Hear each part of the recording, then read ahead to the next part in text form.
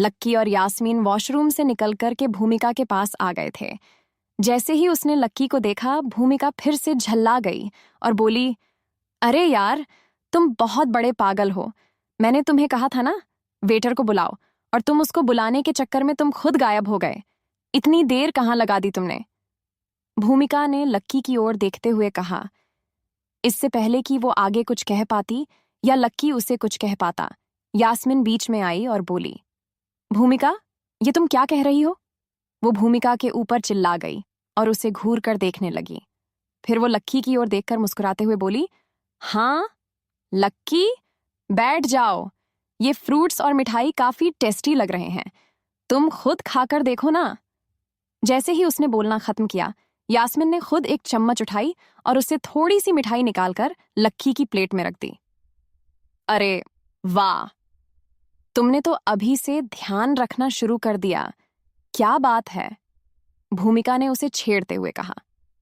उसे लग रहा था कि यास्मीन लक्की को फंसाने के लिए उसके साथ ऐसा व्यवहार कर रही थी, लेकिन उसे मालूम नहीं था कि उन दोनों के बीच में अभी क्या बात हुई थी। उन तीनों ने उसके बाद खाना पीना शुरू कर दिया था। भूमिका को पहले से ही लक्की के साथ रहने की आदत थी, इसलिए वो उसे ज्यादा भाव नहीं दे रही थी और ना ही उसे बोलने का ज्यादा मौका दे रही थी। वहीं यास्मीन उसका अच्छे से ख्याल रख रही थी। इधर यास्मीन भूमिका को लक्की के साथ ऐसा व्यवहार करते देख काफी नाराज हो रही थी। उसे अंदर ही अंदर काफी बेचैनी हुई जा रही थी। अरे पागल, तुझे पता नहीं है तू क्या कर रही है? जिस आदमी को ऐसे तू कुछ भी मुंह उठाकर बोले जा रही है ना, वो कम से कम 10 जिंदगियां सुकून से जी सकता है। वो मेरे को, तेरे को और दोनों को 7 जन्म के लिए ना नौकरी पर रख सकता है, और तू ऐसे आदमी से ऐसे बातें कर रही है। यार, ये कैसी लड़की है? यास्मीन ने मन ही मन अपने आप से कहा। उसे लग रहा था कि उसकी बहन को मालूम नहीं था कि वो आग से खेल रही थी। अगर उसने लक्की को इस वक्त जरा भी नाराज कर दिया तो इसका अंजाम उसे क्या भुगतना पड़ेगा, इसका अंदाजा खुद भूमिका को नहीं था। अपना नाश्ता खत्म करने के बाद भूमिका ने अपना मुंह पेपर नैपकिन से साफ किया और लक्की की ओर देखते हुए पूछा, लक्की, तो तुम्हारा मेरी बहन के बारे में क्या विचार है? अच्छी है, ये काफी अच्छी है, लक्की ने सपाट लहजे में कहा। उसकी आवाज में कहीं कोई भाव नहीं थे। यास्मीन उसके लिए मन ही मन मिठास महसूस कर पा रही थी और उसके शरीर में लक्की को देखते ही एक सिहरन सी उठ गई थी। लक्की का उसके ऊपर अच्छा इंप्रेशन पड़ गया था, और अगर उसका भी लक्की के ऊपर अच्छा इंप्रेशन पड़ गया तो वो कभी उसको अपने से दूर नहीं जाने देगी। तुम गधे के ना गधे ही रहोगे। दिख नहीं रहा मेरी कजिन कितनी अच्छी है और तुम्हें कितनी आसानी से इसका बॉयफ्रेंड बनने का मौका मिल रहा है, और इसके अलावा क्या चाहिए तुम्हें? भूमिका ने फिर से जलती हुई आग में हाथ डालने की कोशिश करते हुए कहा और फिर खुद ही बात पर हंसने लगी। भले ही उसे ऐसा लग रहा था कि यास्मीन लक्की को अपना बॉयफ्रेंड की तरह इस्तेमाल कर रही थी, लेकिन उसे मालूम नहीं था कि लक्की उसके साथ कुछ ज्यादा दिन तक नहीं रहने वाला था। तुमने देखा मेरी बहन का लाइफस्टाइल कितना हाई क्लास है। अगर मैं सही शब्दों में कहूं ना तो अंधे का निशाना सीधा सोने की मुर्गी पे लग गया है। तुम्हें मालूम है कि तुम्हारी लिमिट क्या है? उसके बाद भी तुम इतना भाव खा रहे हो, भूमिका ने कहा। जैसे ही उसने अपनी बात खत्म की, वो हंसते हुए यास्मीन की ओर देखने लगी। वो उसे अपने आंखों से ये दिखाने की कोशिश कर रही थी कि वो उसकी लक्की के सामने कितनी बड़ाई कर रही थी। वो सोच रही थी कि अगर वो पहले से लक्की को उसकी और लक्की के बीच का अंतर दिखा देती तो उसकी बहन के लिए लक्की को कंट्रोल कर पाना काफी आसान हो जाता। अब क्योंकि वो उसकी बहन की मदद कर रही थी, तो उससे ये उम्मीद भी हो रही थी कि उसकी बहन उसकी तारीफ करे, लेकिन उल्टा उसकी बहन उसकी तारीफ करने के बजाय एक जोरदार मुक्का मारने की सोच रही थी। वो देख रही थी कि भूमिका की किस्मत बहुत अच्छी थी, वरना अगर लक्की की जगह कोई और होता तो वो अभी तक भूमिका को अच्छा खासा सबक सिखा चुका होता। लक्की उन दोनों बहनों के बीच होते आंखों के इशारों को देखकर बस हंसे जा रहा था।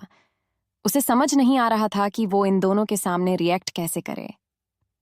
भूमिका, ये कैसी बेहूदगी की बातें कर रही हो? प्लीज इस तरह की लैंग्वेज यूज करना बंद करो तुम, यास्मीन ने भूमिका की ओर गुस्से से देखते हुए कहा। भूमिका को समझ नहीं आ रहा था कि आखिर उसके साथ ऐसे बिहेव क्यों कर रही थी। लक्की को इम्प्रेस करने के लिए 1-2 बार काफी था, लेकिन यास्मीन तो अब उसे हर बात में ही टोके जा रही थी। वो तो चाह रही थी कि वो दोनों ही मिलकर लक्की का मजाक उड़ाए, लेकिन उसकी बहन तो उसका साथ ही नहीं दे रही थी। लगता है ना कि मेरी बहन को तुमसे प्यार हो गया है, इसलिए वो बार बार मुझे टोके जा रही है। लेकिन ऐसा नहीं है कि कल से ये बोले और तुम इससे टोकना शुरू कर दो। समझे? देख लो कितनी केयरिंग बंदी मिली है तुम्हें। इससे लड़ने की झगड़ने की तुम्हें बिल्कुल भी जरूरत नहीं है। अगर ये तुम्हें कुछ कहे तो सुन लेना, जवाब मत देना कि अगर तुम्हें मारे भी ना तो मार खा लेना। पलट कर जवाब मत देना। भूमिका ने फिर से लक्की पर निशाना साधते हुए कहा। ये सुनते ही यास्मीन का गुस्सा और बढ़ गया। उसकी शक्ल देखकर भूमिका ने सफाई देते हुए कहा, मेरा मतलब है कि अगर तुम्हारे और मेरी बहन के बीच में अगर कुछ चल रहा है तो इसका ये मतलब नहीं कि तुम मेरी बहन के साथ कुछ भी कर सकते हो।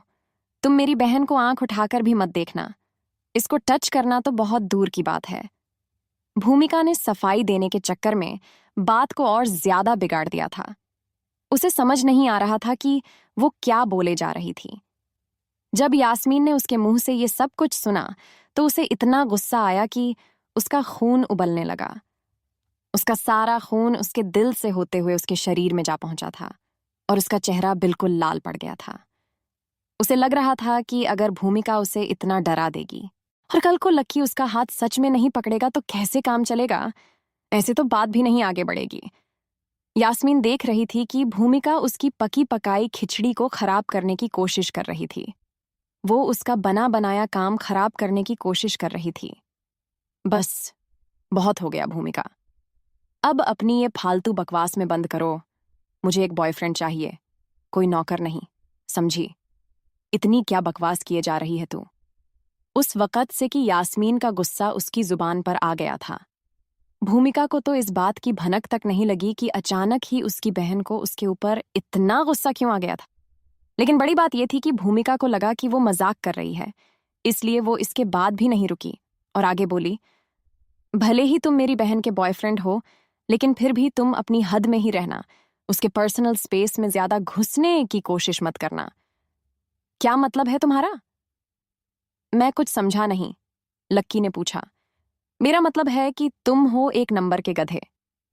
ठीक है, भले ही मेरी बहन को भी तुमसे प्यार है, लेकिन इसका मतलब ये नहीं कि उससे उसकी आजादी छीन लोगे तुम। अगर उसे लगा कि उसे किसी और में इंटरेस्ट है और वो उसे अच्छा लगता है तो वो उसे भी डेट पर ले जा सकती है। ये भी हो सकता है कि कभी मेरी बहन किसी और इंसान का हाथ पकड़ ले, उसे गले लग जाए या फिर किस कर ले, लेकिन तुम इस बारे में ना कुछ नहीं कह सकते। अगर वो बाद में तुमसे ब्रेकअप भी कर लेती है तो भी तुम्हें खुशी उसके साथ ब्रेकअप करना पड़ेगा, समझे? भूमिका ने साफ शब्दों में अपनी बात रखते हुए कहा। उसने दूसरे शब्दों में ही सही, लेकिन कम से कम ये बात लक्की को समझा दी थी कि आगे यास्मीन किसी और के साथ भी जा सकती थी और इसके लिए वो लक्की का सिर्फ और सिर्फ इस्तेमाल कर रही। उसे मालूम था कि यास्मीन तो अभिजीत के साथ फरार होने वाली थी, इसलिए ये बात लक्की को जितनी जल्दी समझ आ जाए उसके लिए उतना जल्दी अच्छा था। अच्छा, तो लीडर, आप ये कहना चाह रही हैं कि मैं आपकी बहन के साथ एक रिलेशन में रहूं और मैं उसे टच भी नहीं कर सकता, जबकि दूसरा मर्द जिसका कि आपकी बहन के साथ रिलेशन भी नहीं है वो उसे किस भी कर सकता है। और उससे एक बड़ी बात यह है कि अगर वो मेरे सामने ऐसा कुछ करता है तो मैं उसे कुछ भी नहीं कह सकता। क्या ये कहना चाह रही हैं आप? लक्की ने अपनी आंखों को थोड़ा सा पैना करते हुए पूछा। क्या बात है? तुम्हें तो पूरी बात जल्दी ही समझ में आ गई। मैं तुम्हें यहीं समझाने की कोशिश कर रही थी। भूमिका जैसे ही वो इतना बोली कि उसके चेहरे पर एक मुस्कान तैर गई और इससे पहले कि वो आगे कुछ बोलती अचानक से कहीं से छट करके एक आवाज आई। भूमिका ने देखा कि उसकी गाल पर जलन हो रही थी और उसने अपने गाल को अपनी हथेली से ढक लिया था। यास्मीन से रहा नहीं जा रहा था और उसने एक जोरदार थप्पड़ जड़ दिया था भूमिका को। जैसे ही उस थप्पड़ की आवाज आई, सब लोग यास्मीन की टेबल की ओर नजर घुमाकर देखने लगे। यास्मीन सच में घबरा गई थी। अब उसे और बर्दाश्त नहीं हो रहा था। जब उसने सुना कि भूमिका लक्की को एक पालतू कुत्ता बनाने की बात कर रही थी तो उससे बिल्कुल भी रहा नहीं गया और उसने एक जोर का थप्पड़ मार दिया। उधर भूमिका ने अभी भी अपने गले पर हाथ रखा हुआ था और वो अविश्वास से अपनी बहन को देखे जा रही थी। मेरी बहन ने इस गड्ढे के चक्कर में मुझे क्यों थप्पड़ लगा दिया, जबकि मैं तो उसकी हक की बात कर रही थी। भूमिका ने मन ही मन सोचा, वो तो सोच रही थी कि वो यास्मीन का काम आसान करने की सोच रही थी, लेकिन उसे नहीं मालूम था कि यास्मीन, जो कि लक्की से शादी करने के सपने देख रही थी, वो लक्की के खिलाफ एक शब्द भी नहीं सुन सकती थी। तुम ये सब क्या बकवास कर रही हो? भूमिका, लक्की अब मेरा बॉयफ्रेंड है, प्लीज इससे तमीज से बात करो, यास्मीन ने कहा और लक्की की बगल में जाकर बैठ गई और फिर भूमिका को घूरने लगी। लक्की को भी विश्वास नहीं हो रहा था कि यास्मीन भूमिका के खिलाफ ऐसा कोई कदम उठा लेगी, और वो सिर्फ उसके लिए। उसे लग रहा था कि अब अगर वो वहीं पर रुका रहा तो सिचुएशन और ज्यादा बिगड़ जाएगी। इसलिए लक्की ने दोनों से कहा कि वो जाना चाहता है, और वहां से निकल गया। इधर जैसे ही लक्की गया, यास्मीन का गुस्सा भी शांत हो गया। अब उसे भूमिका को इस तरह बैठा देखकर अपने आप पर गुस्सा आ रहा था और उसके ऊपर तरस आ रहा था। लेकिन उसने देखा कि भूमिका यास्मीन के हाथों से थप्पड़ खाने के बाद भी हंसे जा रही थी। उसकी हंसी देखकर यास्मीन को समझ नहीं आ रहा था कि वो उससे माफी मांगी या नहीं। तुम ठीक हो ना? यास्मीन ने भूमिका से पूछा। उसने उसे अभी थप्पड़ जड़ा और वो हंस रही थी। कहीं ऐसा तो नहीं कि थप्पड़ की वजह से भूमिका के दिमाग का तार हिल गया था? बहन, ये तुम्हारा प्लान था। तुमने अभी मुझे सिर्फ असली थप्पड़ मारा ना, ताकि तुम आगे लक्की से अपनी बात मनवा सको और उसे अपने उंगलियों पर नचवा सको, इसीलिए ना? भूमिका ने बहुत ही अलग बात करते हुए यास्मीन से कहा। यास्मीन ने तो सोचा भी नहीं था कि भूमिका के दिमाग में थप्पड़ खाने के बाद भी ऐसी कोई बात आएगी। भूमिका ने अपने लाल पड़ चुके गाल को रगड़ा और थोड़े से शिकायती लहजे में यास्मीन से बोली, बहन, अगर तुम्हें कुछ ऐसा ही करना था और उस गधे को दिखाना ही था, तो थोड़ा धीरे तो थप्पड़ मार लेती। मेरा गाल सून्न पड़ गया है और इसमें जलन भी हो रही है। ये सुनने के बाद यास्मीन ने एक राहत की सांस ली। अब उसे ऐसा लग रहा था कि उसकी बहन का दिमाग खराब नहीं था। सॉरी भूमिका, शायद मैंने तुम्हें कुछ ज्यादा ही जोर से थप्पड़ मार दिया। मुझे ऐसा करना नहीं चाहिए था, लेकिन तुम देखना, मैं इस चीज का बदला उस आदमी से जरूर लूंगी। तुम्हें थोड़े से दर्द के बाद ना बहुत सारे फायदे होने वाले हैं। यास्मीन ने भूमिका के गालों पर प्यार से हाथ फेरते हुए कहा, हाँ, मुझे मालूम है, फायदा तो होगा ही ना। बहन, जब तुम्हें अभिजीत मिल जाएगा, इसके बाद तुम्हें मुझे हर महीने 10,000 रुपए देने पड़ेंगे। ठीक है, भूमिका ने यास्मीन की ओर देखते हुए कहा, लेकिन उसे मालूम ही नहीं था कि यास्मीन अभिजीत से अब आगे बढ़ चुकी थी। इधर लक्की को भूख लगी थी और वो कॉलेज के पास एक मैस में आ गया था। जैसे ही वो अंदर घुसा, वहां बहुत भीड़ थी। वो लाइन में लगा और जैसे ही वो खड़ा हुआ, उसके पीछे से आवाज आई, ओह, आप इधर हैं खानदानी रईस? कपड़े तो देखो, कपड़े हैं या पोछा? कैसे लोग होते हैं ये सब भी यार, ऐसे कपड़े पहनकर शर्म नहीं आती। यहाँ आकर खाना खाने का पैसा ये लाते कहाँ से हैं? मांग के या चुरा के? लक्की ने जैसे ही पीछे मुड़कर उन लड़कियों की आवाज सुनी, उसका दिल गुस्से से भर आया। उसने घूर कर देखा तो वो 3 लड़कियां उसकी ओर ही आ रही थीं। उसे लगा कि जब वो उन्हें जानता ही नहीं था, तो फिर वो उसके बारे में ऐसी बात क्यों कर रही थी। लेकिन उसने देखा कि वो लड़कियां लक्की को तो देखे बिना ही आगे निकल गईं और एक लड़की के सामने खड़ी हो गई। उसने उस लड़की को नीचा दिखाने के लिए अपने हाथ उसके कमर में बांध लिए थे। लक्की भी उस लड़की को देखने के लिए थोड़ा सा आगे चला गया था। वो देखना चाह रहा था कि आखिर कौन सी वो लड़की जिसे वहीं ताने सुनने को मिलते थे जो लक्की को मिलते थे। क्या यास्मीन अपने प्लान में कामयाब होगी?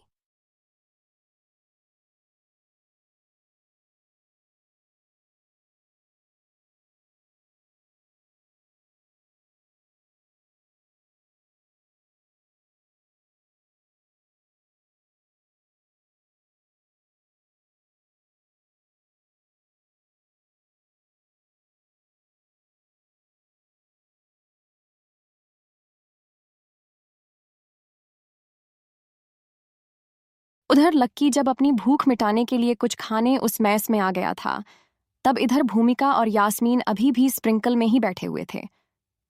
यास्मीन के थप्पड़ खाने के बाद भी भूमिका हंसे जा रही थी।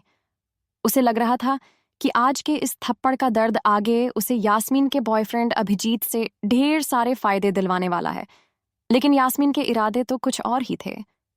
मैं एक बात तो पूछना भूल ही गई, तुम बता रही थी ना कि अभी थोड़े दिन पहले तुम्हारे बैंक में एक बहुत अमीर लड़का आया था, वो अभी इन दिनों फिर से बैंक में आया है क्या? मैंने बोला था ना तुमको उसका नंबर देना। भूमिका ने चमकती हुई आंखों से यास्मीन की ओर देखते हुए कहा। उसे लग रहा था कि वो उस लड़के को फंसा सकती थी। हाँ हाँ, पर तुम्हें उसका नंबर क्यों चाहिए? यास्मीन ने पूछा। वो समझ गई थी कि भूमिका उसके पीछे पड़ना चाहती थी, लेकिन उसे मालूम नहीं था कि उसकी बहन तो उससे 2 कदम आगे चल रही थी। अरे नंबर मिलेगा तब तो बात होगी, और बात होगी तभी तो बात आगे बढ़ेगी ना। प्लीज ना बहन, मैंने तुम्हारा काम करवाया ना, अब तुम भी तो मेरा एक काम करवा दो। मैं सच बता रही हूं, जी जान लगा दूंगी। भूमिका ने अपने गले पर हाथ रखते हुए कहा। अच्छा हाँ, लेकिन वो उसके बाद से बैंक आया ही नहीं।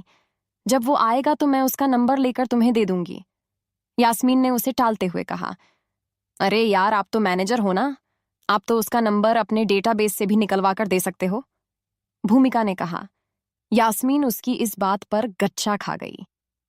इधर उसका मुंह तकने के बाद वो बोली, नहीं यार, हमको अलाउ नहीं है कस्टमर्स का कांटेक्ट पब्लिक करना, यू नो ना, प्राइवेसी थिंग।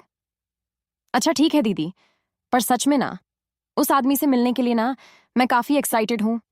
मुझे लगता है कि वो बहुत ही हैंडसम होगा, और अगर नहीं भी होगा तो क्या फर्क पड़ता है।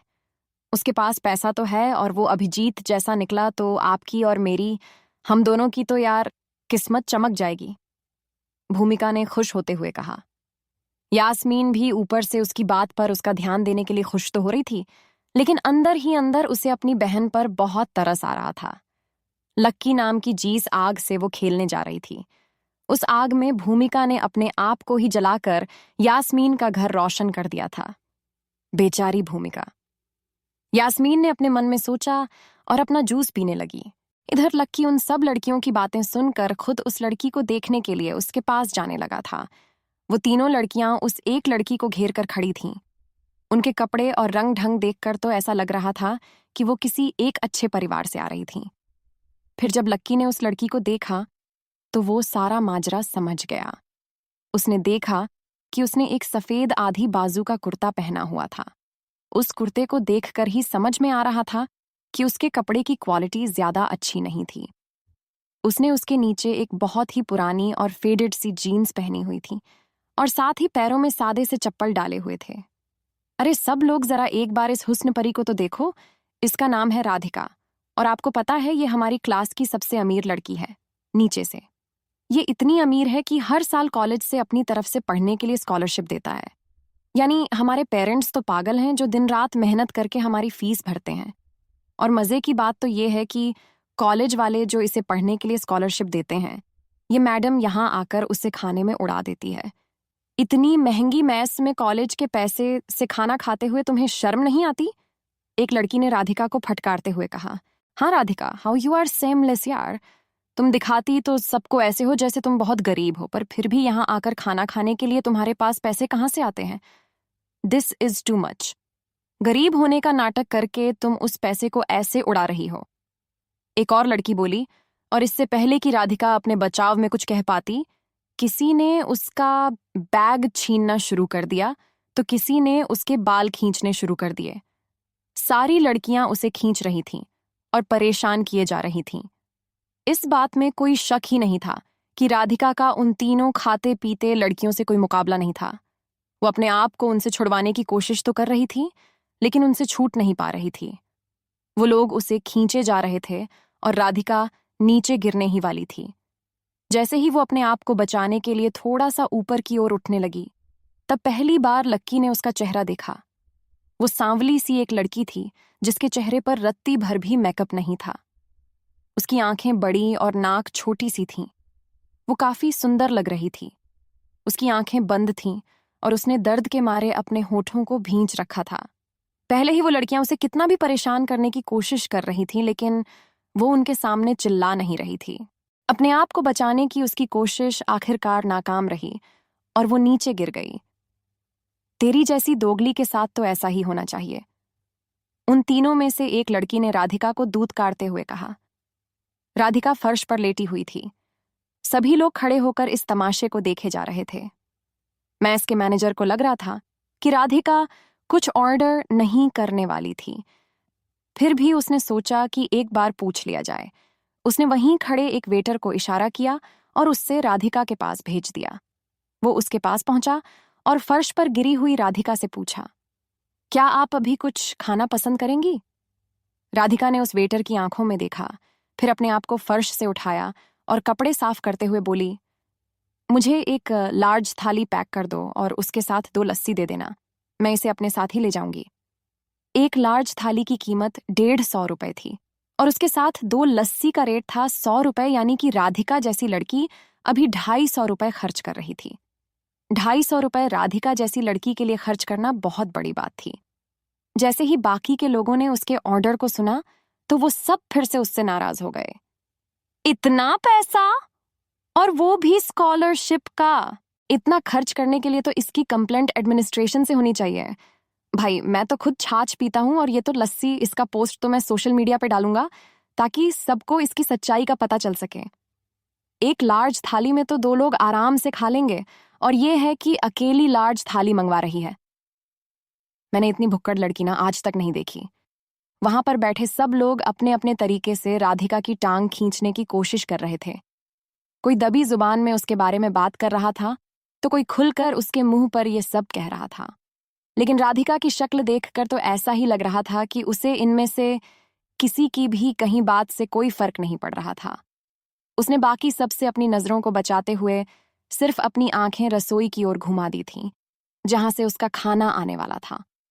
थोड़ी ही देर में उसका ऑर्स्टेडनस्टुमडर पैक होकर आ गया और उसने बिना किसी से कुछ कहे या किसी को कोई जवाब दिए अपना पार्सल उठाया और वहां से निकल गई। जैसे ही लक्की ने उसे वहां से जाते देखा, उसने एक राहत की सांस ली। वो देख पा रहा था कि उसकी फाइनेंशियल कंडीशन अच्छी नहीं थी। उसके बावजूद वो लड़की इतना महंगा खाना खाने की हिम्मत कर पा रही थी। अरे देखो, यहाँ पर एक और सज्जन खड़े हैं जिनकी हालत भी उस लड़की के ही जैसी है। मुझे तो लगता है ना कि ये भी स्कॉलरशिप के पैसों से खाना खाने आए हैं। इन दोनों को देखकर ऐसा नहीं लगता कि ये दोनों कपल हैं। एक लड़की ने लक्की को देखते हुए कहा, हाँ यार, इसके कपड़े देख, इसने भी व्हाइट पहना है और उसने भी व्हाइट ही पहना है, जबकि इन दोनों का व्हाइट व्हाइट कलर जैसा नहीं है। एक लड़की ने अपनी उसी दोस्त को ताली देते हुए कहा। जब लक्की ने उनकी दिशा में घूम कर देखा तो पाया कि वो तीनों उसकी ओर देख रही थीं। उन तीनों ने राधिका का जो हश्र किया था, उसके बाद तो लक्की उनके मुंह लगना ही नहीं चाहता था और ना ही वो उन्हें पलट कर कोई जवाब देना चाहता था। उसने ऑर्डर दिया ही नहीं था और बिना कुछ बोले ही वहां से बाहर निकल आया। जैसे ही लक्की मैस से बाहर आया, उसने देखा कि राधिका उसके आगे ही थी। उसे समझ नहीं आ रहा था कि आखिरकार इस लड़की ने लार्ज थाली क्यों खरीदी थी। राधिका आगे आगे और लक्की उसके इस डाउट को दूर करने के लिए उसके पीछे पीछे चलता जा रहा था। राधिका चलते चलते कॉलेज के पीछे बने फाउंटेन गार्डन में पहुंच गई थी। लक्की अभी भी उसके पीछे ही था। इस वक्त गार्डन में ज्यादा लोग नहीं थे। राधिका चलते हुए गार्डन के पास ही बने एक छोटे से तालाब के किनारे पहुंच गई थी। सूरज अभी पूरी तरह से ढला नहीं था और उसकी किरणें पानी के ऊपर सुनहरे धागों की तरह चमक रही थीं। वो दृश्य देखने में काफी सुंदर लग रहा था। लक्की वहीं लगे एक पेड़ के पीछे छुप गया और चुपचाप राधिका को देखने लगा। राधिका ने उस थाली को और लस्सी को खोलकर एक चट्टान पर रख दिया। फिर उसने आलथी पालथी मारी और उस चट्टान पर ही बैठकर आराम से खाना खाने लगी। जैसे ही उसने पहला निवाला खाया, उसकी आंखों से आंसू बहने लगे। लक्की उसके सुबकने की आवाज भी सुन पा रहा था। कहीं ऐसा तो नहीं कि आज उसने पहली बार इतना महंगा खाना खाया, इसलिए उसे रोना आ गया। लक्की ने अपने आप से पूछा, उसने तो ऐसा कोई इंसान नहीं देखा था जो इस तालाब के पास आकर खाना खाता था। लक्की को राधिका का यह व्यवहार थोड़ा सा अजीब लग रहा था। थोड़ी देर उसे इस तरह से खाता देखने के बाद लक्की ने वहां से निकलने का फैसला कर लिया। जैसे ही वो जाने लगा, उसने देखा कि राधिका ने अपनी चम्मच नीचे रख दी और वो खड़ी हो गई। अरे, ये ऐसे कैसे कर सकती है? खाना खाने के बाद आपको अपना कचरा तो फेंकना चाहिए ना। इस लड़की में जरा भी मैनर्स नहीं है क्या? लक्की ने अपने आप से कहा। लेकिन फिर उसने देखा कि राधिका वहां से गई नहीं थी। वो अपनी जगह पर खड़ी हुई और फिर ढलते हुए सूरज को देखकर उसके सामने 3 बार भोग लगाने लगी। ये सब हो क्या रहा है? खाने के बाद ये ऐसे भोग क्यों लगा रही है? लक्की ने फिर अपने आप से पूछा। इतने में राधिका खड़ी हुई और वो बिना झिझके उस तालाब की ओर आगे बढ़ने लगी। लक्की को लग रहा था कि वो आत्महत्या करने जा रही थी। उसकी हरकत को देखकर अचानक ही लक्की के दिमाग में ये ख्याल आया, लेकिन उसके सारे शकों का जवाब राधिका ने अपने काम से पहले ही दे दिया था।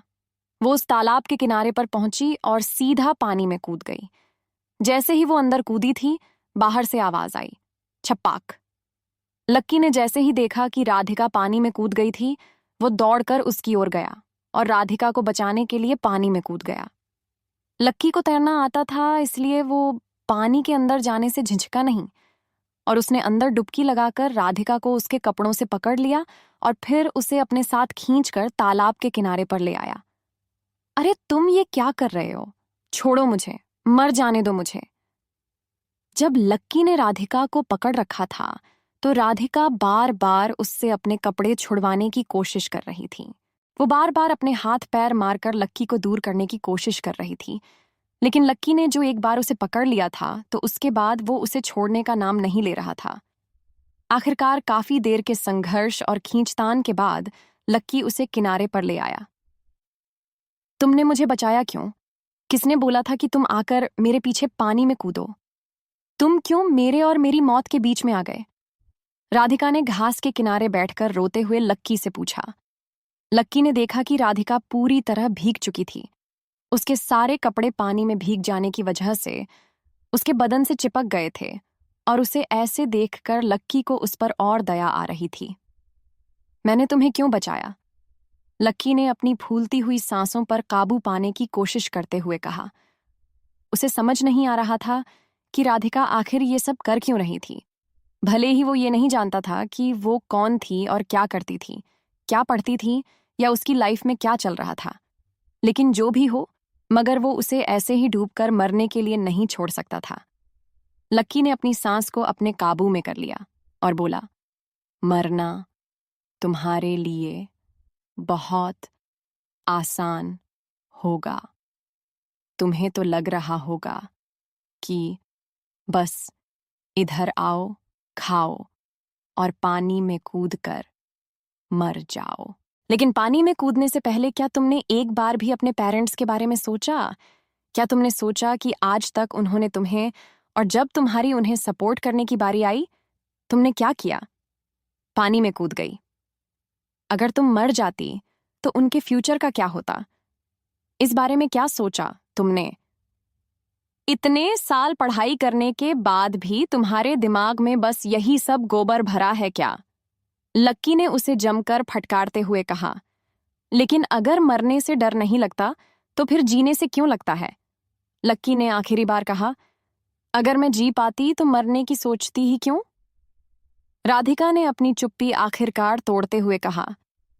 लक्की उसकी बात सुनकर चौंक गया था। आखिर क्या कहानी थी राधिका की? क्या लक्की उसे अपनी आत्महत्या की जिद से बाहर निकाल पाएगा?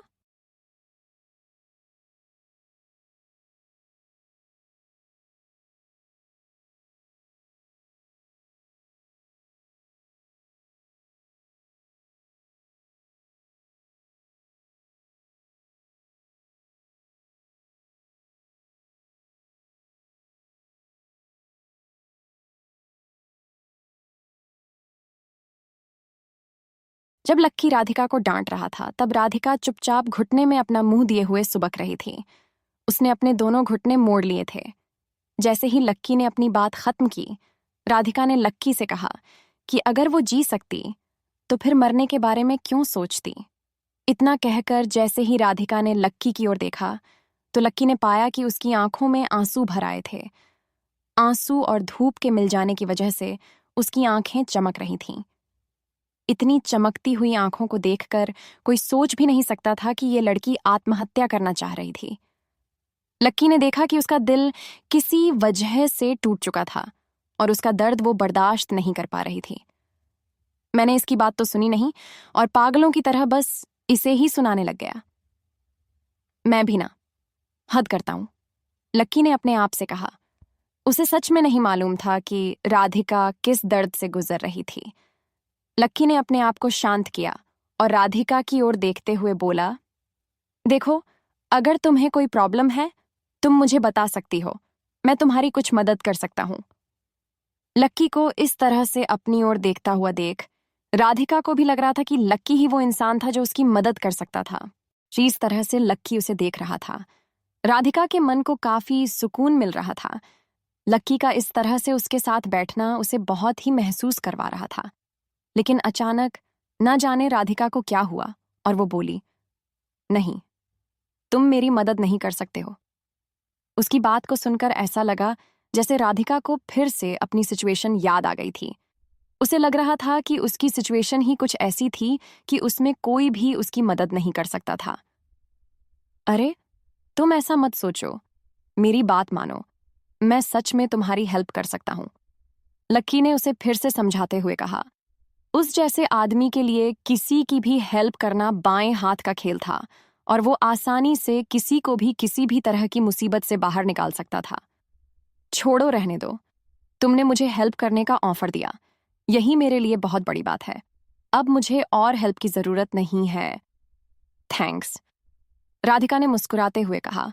हालांकि उसकी मुस्कान में काफी फीकापन था, लेकिन वो लक्की को देखकर ये महसूस कर पा रही थी कि उस आदमी के मन में राधिका के लिए ढेर सारा अपनापन था।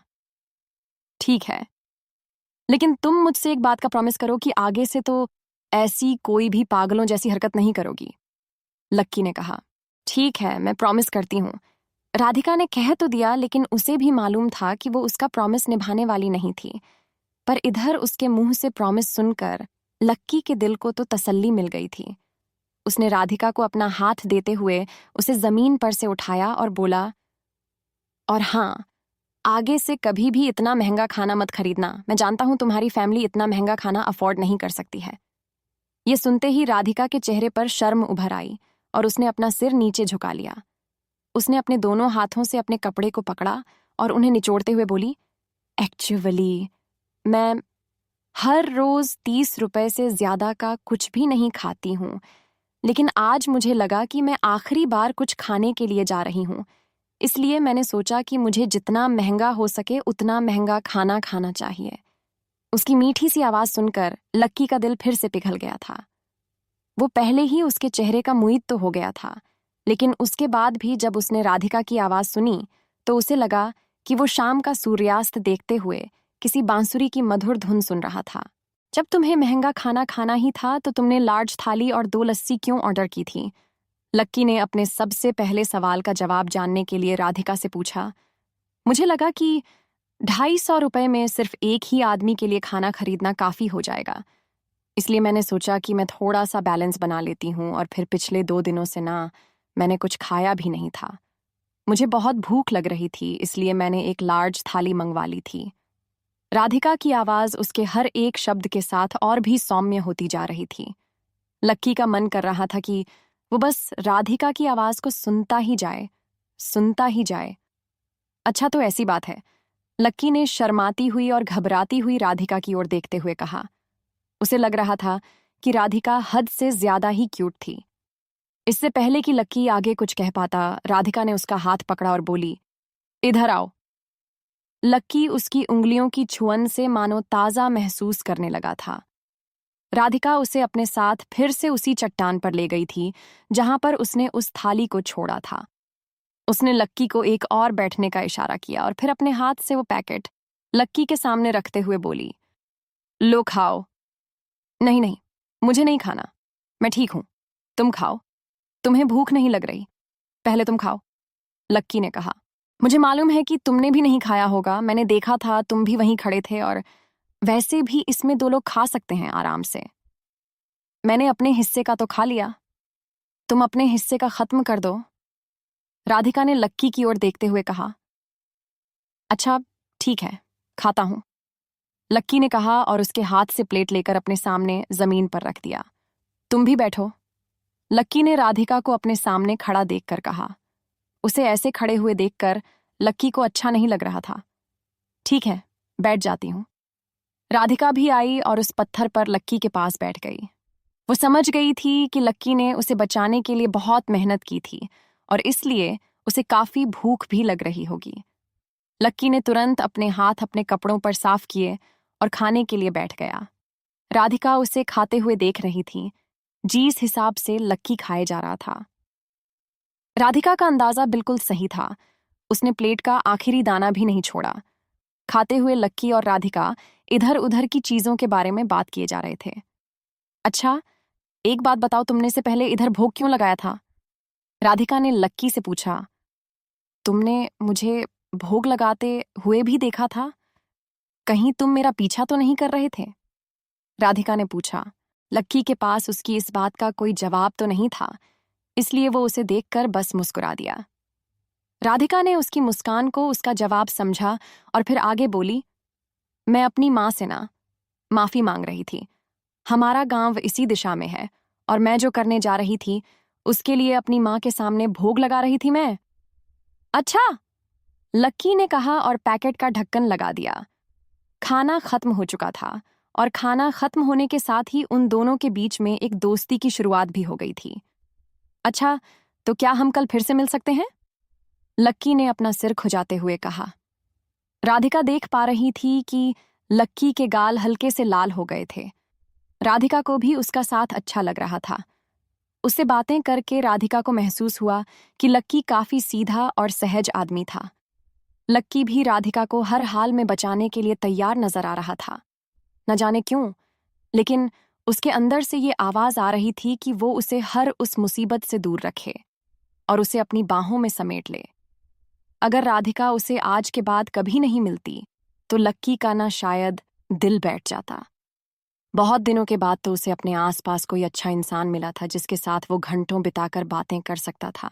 उधर राधिका को भी इस चीज की उम्मीद नहीं थी कि लक्की उससे इतनी जल्दी फिर से मिलने के लिए पूछ लेगा, इसलिए उसके गाल भी लाल हो गए थे और उसने कहा, हाँ हाँ बिल्कुल, हम मिल सकते हैं कल।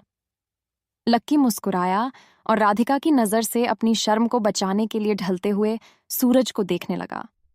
राधिका की आंखें भी उसी ओर घूम गई थीं। इधर अगले दिन लक्की ने अपनी क्लास खत्म की और दोपहर में गार्डन से होते हुए उस तालाब के पास आकर बैठ गया। उसने देखा कि उस चट्टान पर आज फिर कोई बैठा हुआ था। लक्की का दिल उस इंसान को देखते ही जोरों से धड़कने लगा था और वो हल्के कदमों से उसकी ओर बढ़ने लगा। उसे लग रहा था कि कहीं उसे मारे खुशी के हार्ट अटैक ही ना आ जाए। चट्टान पर एक लड़की थी जिसने अपने बालों को गर्दन से आगे की ओर मोड़ लिया था। लक्की के कदमों की आवाज सुनते ही जैसे ही वो पलटी, लक्की ने देखा कि वो राधिका ही थी। वो लक्की को देखकर खड़ी हो गई। लक्की ने देखा कि उसके हाथ में एक लाल और पीले रंग की थैली थी। लक्की जैसे ही उसके पास पहुंचा, राधिका ने वो थैली उसकी ओर बढ़ाते हुए कहा, ये तुम्हारे लिए। लक्की उस थैली को देखकर सरप्राइज हो गया था। उसका चेहरा खुशी के मारे खिल उठा था। उसने थैली खोलकर देखा तो उसमें लीची, चीकू और अमरूद रखे हुए थे। उनके ऊपर पानी के छींटे लगे थे जिससे वो ताजे नजर आ रहे थे।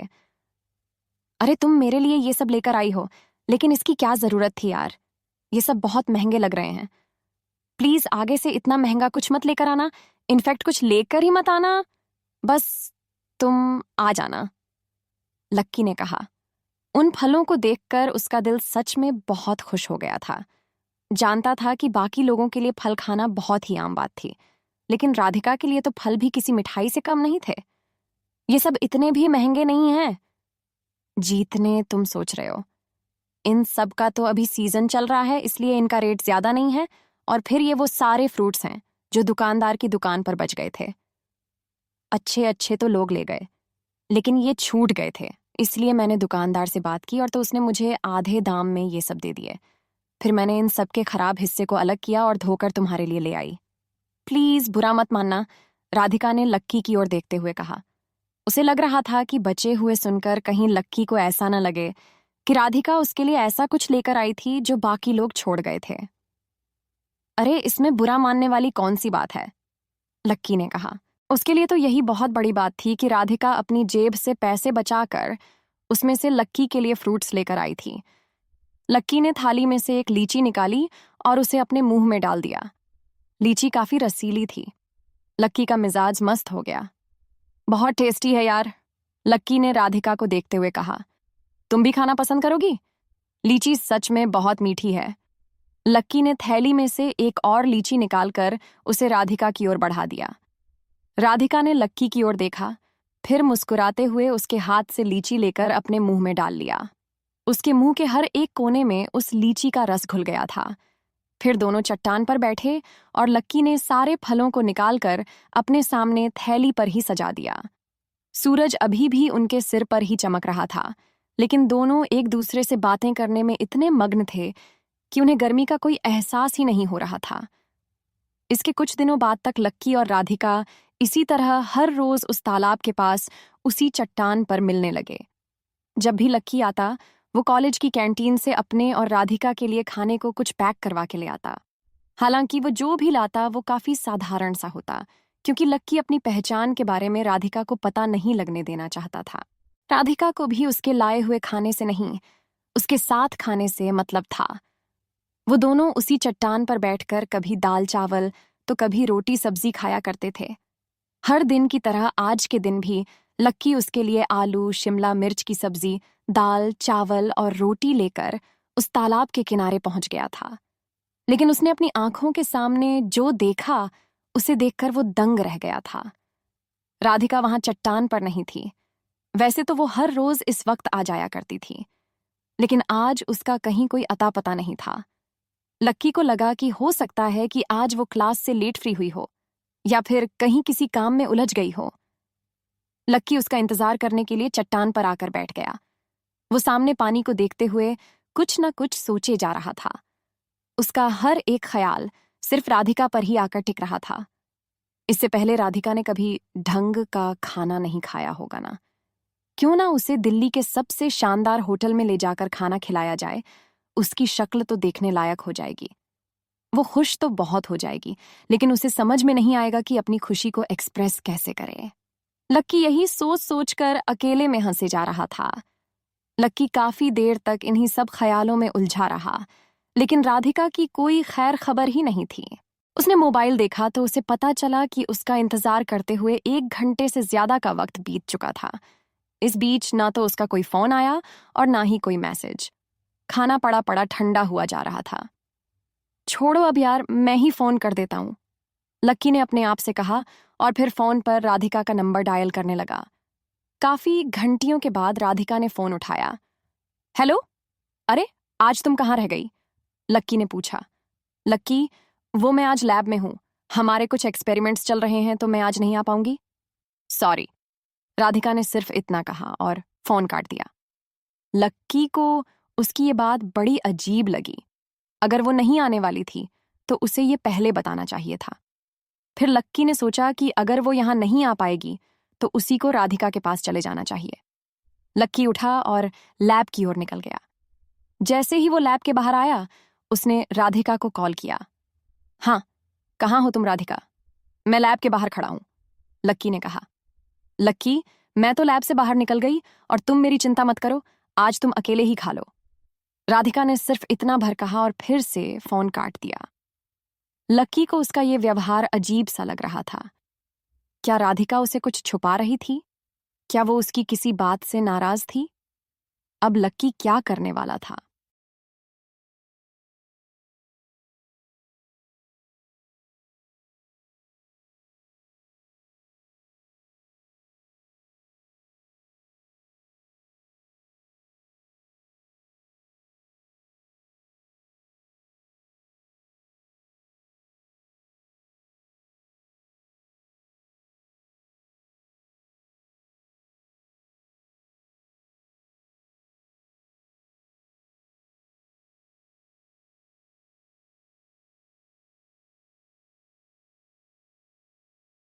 लक्की राधिका की लैब के सामने आ तो गया था, लेकिन राधिका ने उससे मिलने से मना कर दिया था।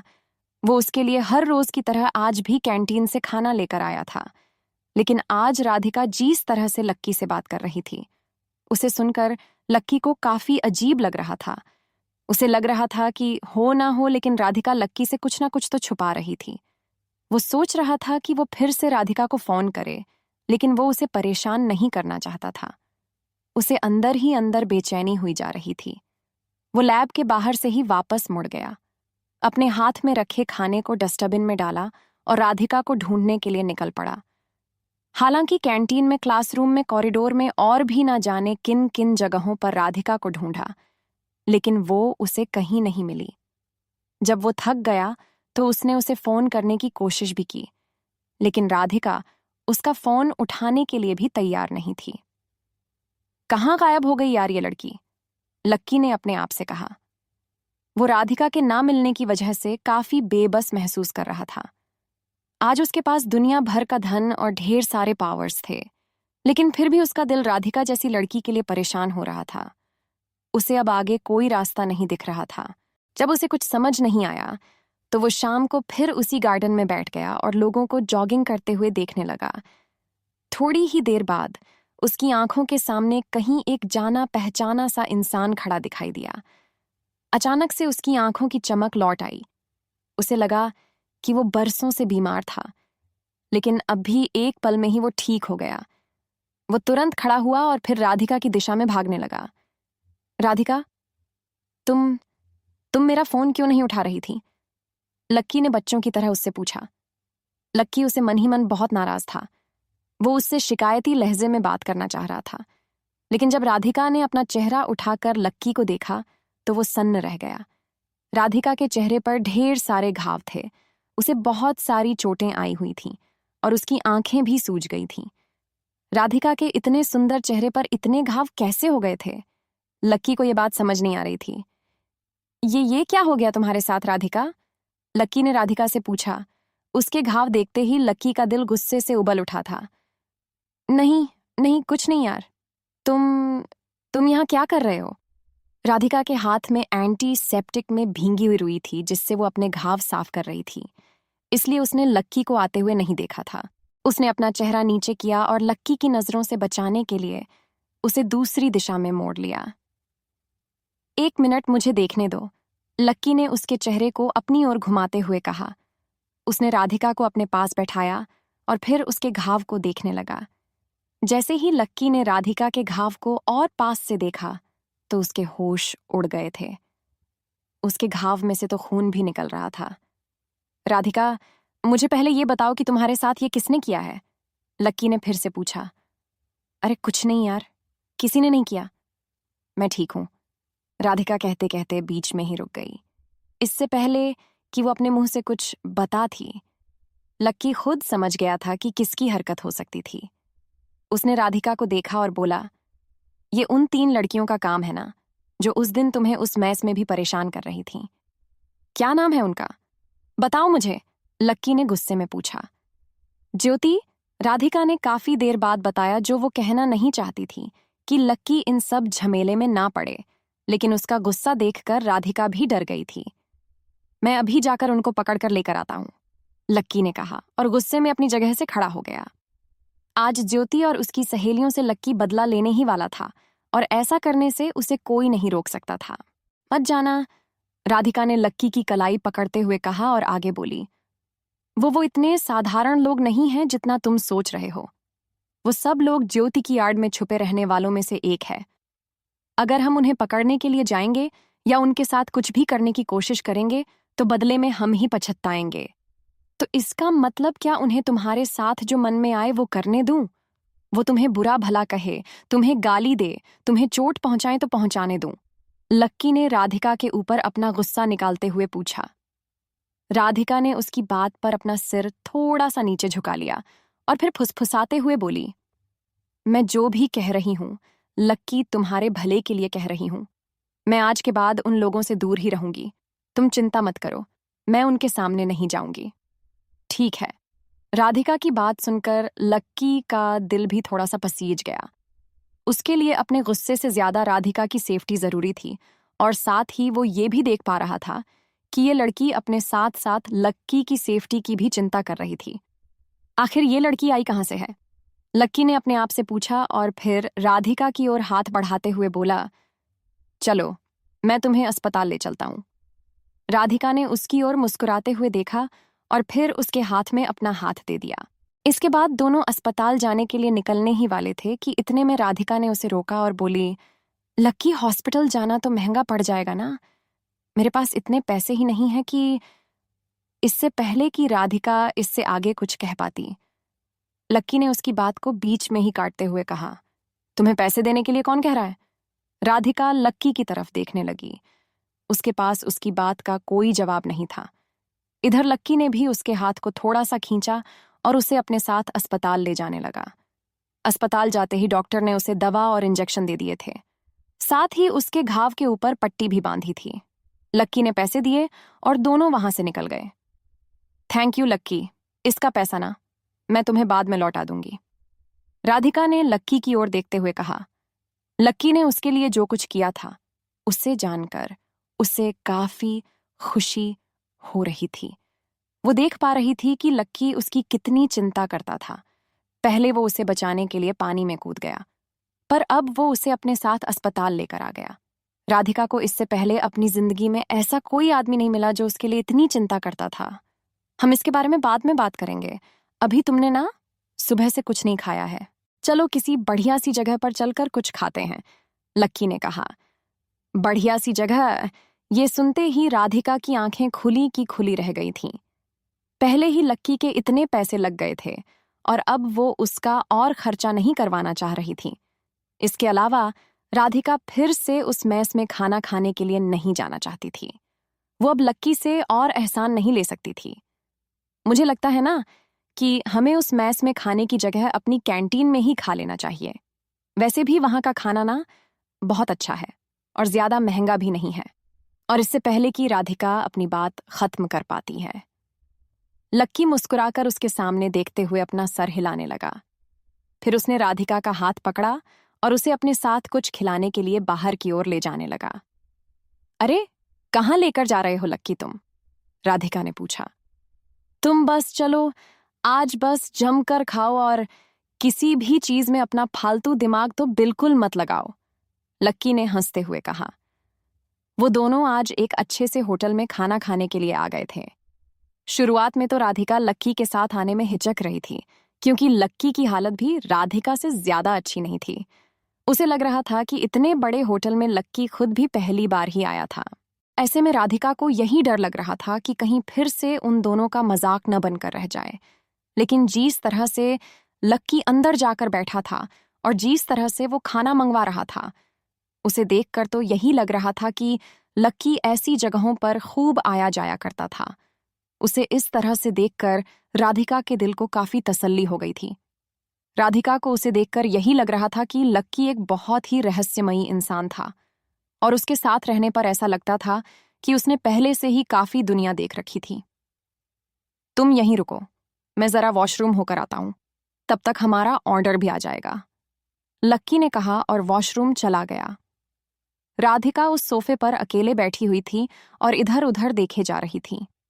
वो इससे पहले कभी भी इतने महंगे रेस्टोरेंट में नहीं आई थी, इसलिए वो हर चीज को काफी ध्यान से देख रही थी। ये राधिका है क्या? अचानक उसे पीछे से किसी की आवाज आई। राधिका उस आवाज को सुनकर ही पहचान गई कि ये और कोई नहीं बल्कि ज्योति थी। उसकी आवाज सुनते ही राधिका को गुस्सा आ गया। वो ज्योति की ओर देखने के लिए घूमी ही थी। इतने में उसके साथ वाली एक और लड़की ने कहा, अरे हाँ, ये तो वही है। मुझे तो लगा कि मुझसे देखने में ही गलती हो गई है। इससे पहले कि राधिका अपनी जगह पर से खड़ी हो पाती, ज्योति और उसकी सहेलियां उसके सामने आकर खड़ी हो गई थीं। ये लड़की पिछले कुछ दिनों से पागल वागल हो गई है क्या? ज्योति ने कहा और अपनी सहेलियों की ओर देखकर हंसने लगी। फिर वो राधिका की ओर देखते हुए बोली, अभी थोड़े दिन पहले ही तुम उस मैस में लार्ज थाली खा रही थी और आज तुम उससे भी बड़े होटल में आकर महारानी की तरह बैठी हो। तुम्हारी हिम्मत कैसे हो गई कि तुम इतनी महंगी जगह पर आकर खाना खा सको? ज्योति ने कहा। हाँ, तुम्हें तो शर्म आनी चाहिए।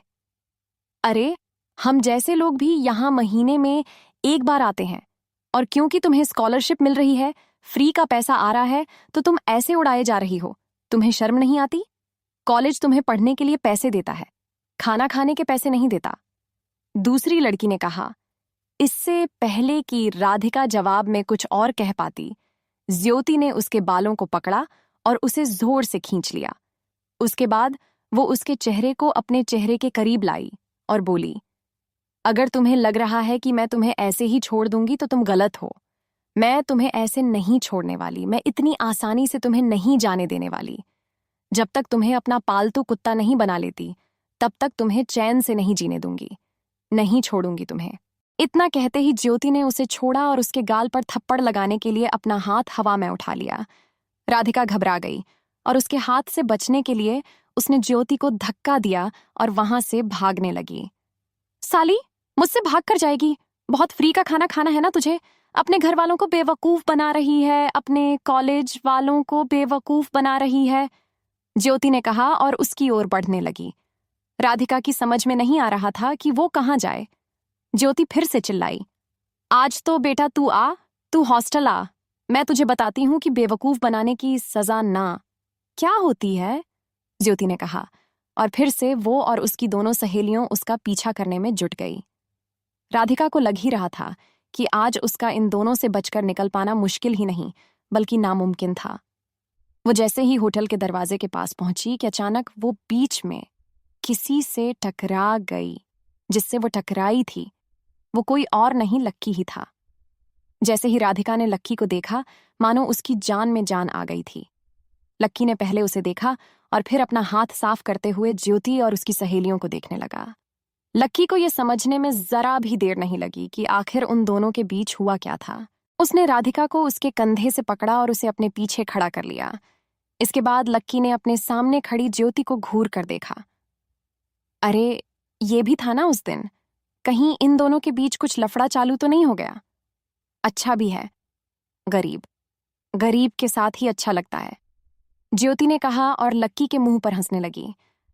तभी तो मैं सोचूं कि रोज दोपहर में आखिर ये लड़की गायब कहाँ हो जाती है। अब समझ आया इसका और इस लड़के का कुछ चल रहा है। पर अच्छा है, इस जैसी लड़की को तो ऐसा ही कोई मिलना चाहिए, दूसरी लड़की ने कहा और सब लोग जोर से हंसने लगे। तुमने इसे क्यों मारा? लक्की ने ज्योति की ओर देखते हुए कहा। क्यों नहीं मारूं मैं इसे? इस जैसी झूठी को मारने के लिए मुझको रीजन थोड़ी चाहिए। ये तो हमारे पालतू पग जैसी है। हम चाहे तो इससे खेल सकते हैं, जब चाहे इसे मार सकते हैं, ज्योति ने कहा और लक्की को घूर कर देखने लगी। मैं लास्ट वार्निंग दे रहा हूं, आज के बाद इसे हाथ भी मत लगाना, लक्की ने उसे घूरते हुए कहा। अच्छा, तो अब ये हमें वार्निंग देगा, तुम बचाओगे इसको हमसे? वहां खड़ा खड़ा मुंह क्या चला रहा है? दम है तो इधर आकर हाथ लगाना और मैं भी तुझे लास्ट टाइम बोल देती हूँ, ये हमारे बीच का मामला है। इसमें बीच में मत आ तू। जितना बीच में बोलेगा ना, हम उतना ही इसे और परेशान करेंगे। और बता क्या कर लेगा तू हमारा? ज्योति ने पूछा और अपनी टी शर्ट की बाजू थोड़ी सी ऊपर कर ली। लक्की की भी गुस्से के मारे सांसें फूल रही थीं। उसने अपनी मुट्ठी भींच ली और वो गुस्से से ज्योति की ओर देखे जा रहा था। उधर राधिका को लग रहा था कि लक्की बेकार की मुसीबत मोल लेने जा रहा था। इधर ज्योति और उसकी दोनों सहेलियां भी एक साथ खड़ी हो गई थीं। वो लोग लक्की से निपटने के लिए तैयार थे। जैसे ही लक्की ज्योति की ओर बढ़ा, राधिका ने उसका हाथ पकड़ लिया, लेकिन लक्की रुकने वाला नहीं था। उसने अपना हाथ छुड़ाया और ज्योति की ओर बढ़कर उस पर हाथ उठाने ही वाला था कि इतनी में पीछे से आवाज आई, ओए रुक! लक्की ने अपना हाथ रोका और पीछे मुड़कर देखा। उसके सामने 3 लड़के खड़े थे और वो लक्की को गुस्से से देख रहे थे। लक्की समझ गया था कि ज्योति इन्हीं के दम पर चलती थी। अब आगे क्या होने वाला था? क्या लक्की और राधिका उनसे बच पाते? क्या लक्की हार मान लेता या ज्योति के साथ साथ उन लड़कों को भी सबक सिखाता?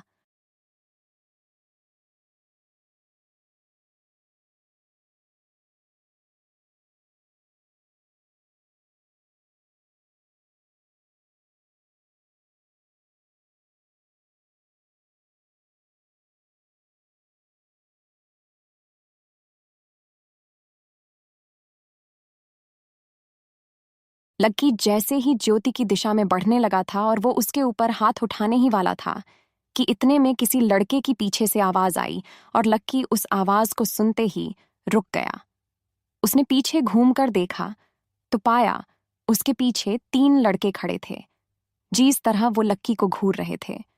उसे साफ पता चल रहा था कि वो ज्योति के साथ वाले ही थे। बहन, क्या हुआ?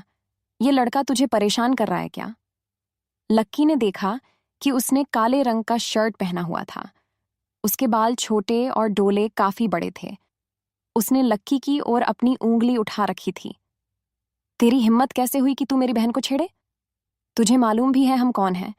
हम सब स्कॉर्पियन ग्रुप से हैं, इसलिए अगर तुझे अपनी जान बचानी है ना, तो चुपचाप हमारे मैटर से दूर हो जा और अपने काम से काम रख। एक लड़के ने आगे आते हुए कहा। उसने अपने हाथ पर लंबे लंबे टैटू बनवा रखे थे और इसके बाद दोनों लड़के लक्की की दिशा में बढ़े और लक्की को धमकाते हुए बोले, चल निकल यहां से, वरना बहुत बुरी तरह पीटेंगे। लक्की, चलो यहां से। राधिका ने लक्की का हाथ पकड़कर उसे शांत करवाते हुए कहा। लेकिन लक्की तो उन सबको यहीं खड़े खड़े पानी पिलाने की फिराक में था।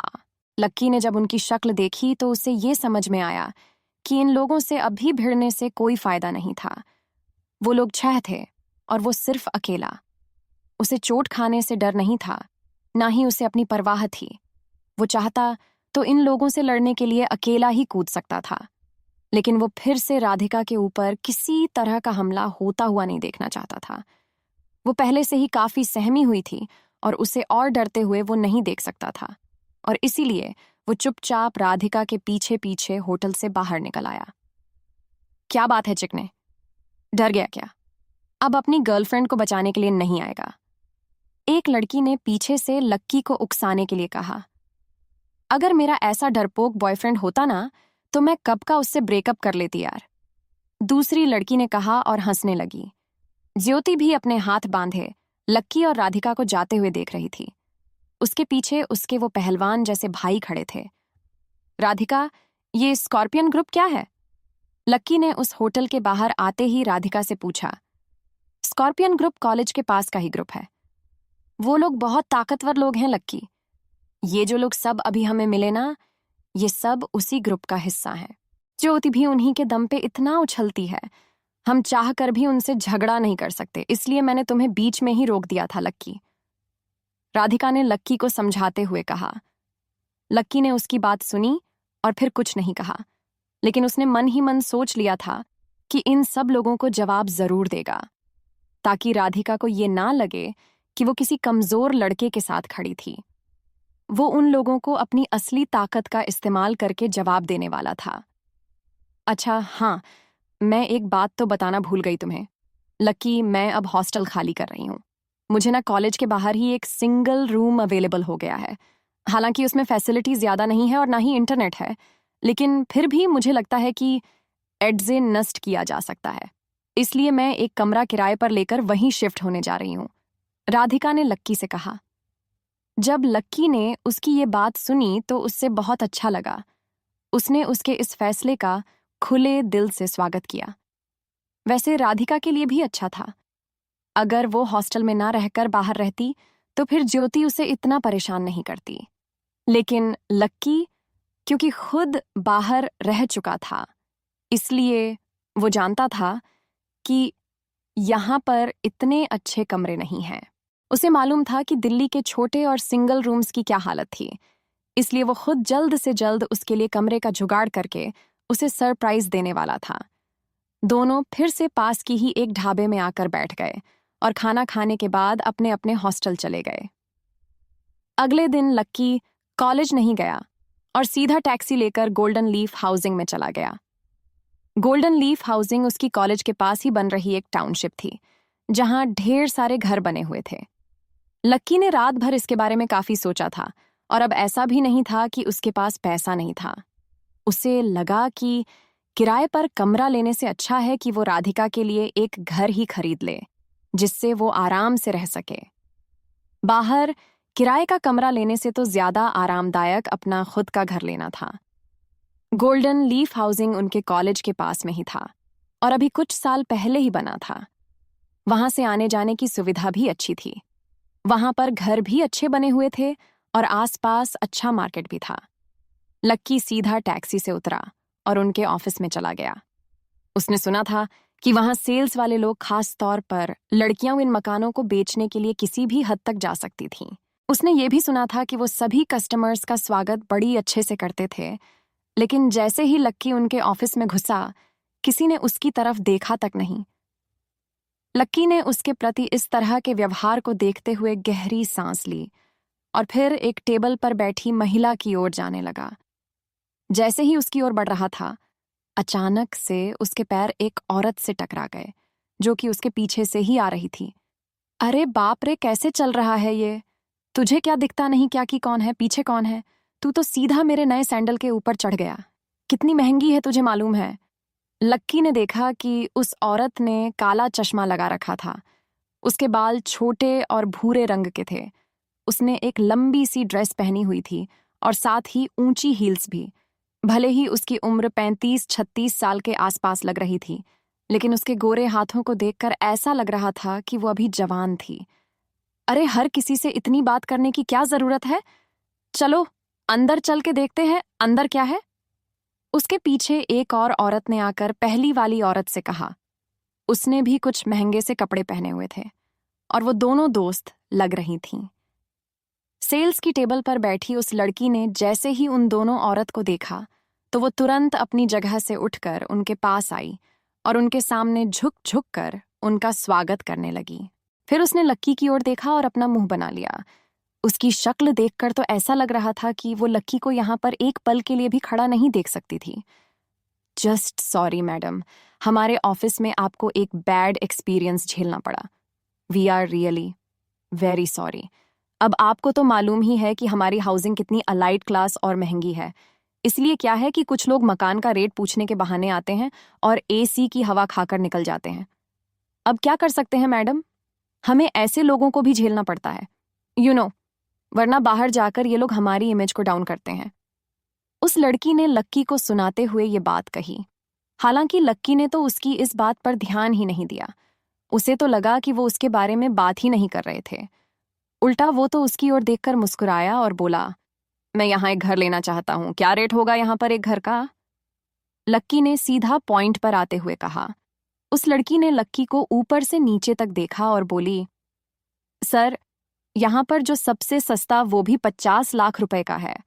मुझे नहीं लगता कि आप इतना महंगा घर अफोर्ड कर पाएंगे, उस लड़की ने कहा और फिर से उन औरतों की ओर देखने लग गई जो उसके सामने खड़ी थीं। इससे पहले कि वो उन औरतों से बात करने के लिए अपना मुंह खोलती, लक्की ने बीच में कहा, मैं फिर भी एक बार घर देखना चाहूंगा। अगर मुझे कोई पसंद आता है तो मैं उसे खरीद लूंगा। लक्की ने कहा और उस लड़की को इग्नोर करते हुए सीधा सामने लगी टेबल पर अपना नाम लिखवाने और विजिट की रिक्वेस्ट करने के लिए चला गया। उस लड़की को लक्की का इस तरह से अंदर घुसता देख अच्छा नहीं लग रहा था। उसे लग रहा था कि लक्की यहाँ उनके मजे लेने के लिए आया था। उसे घर नहीं खरीदना था, वो सिर्फ एसी की हवा खाने के लिए आया था। इधर लक्की उस टेबल पर किसी के अंदर आने का इंतजार कर रहा था। उधर वो लड़की लक्की को घूरते ही उन दोनों औरतों को अपने साथ अपनी टेबल पर ले गई थी।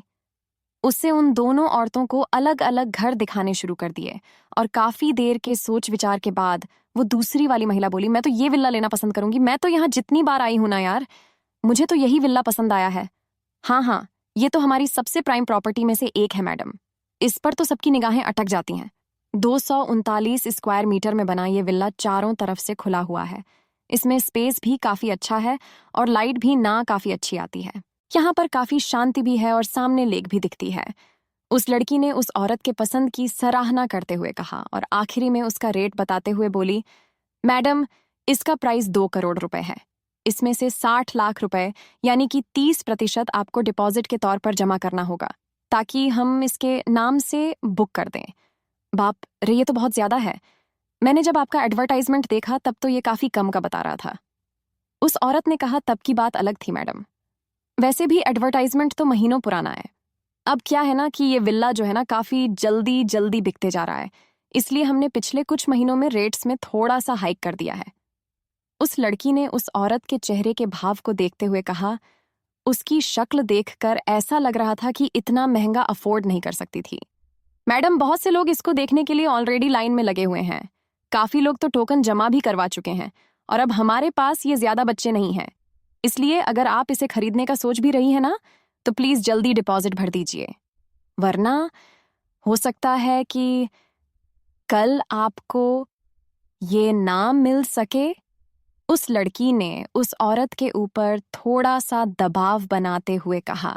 लक्की पीछे बैठा उनकी टेबल पर होती सारी बातें सुन रहा था। वो देख पा रहा था कि उनके ऑफिस में ज्यादा लोग नहीं थे, इसलिए सभी को एक दूसरे की बातें सुनाई दे रही थीं।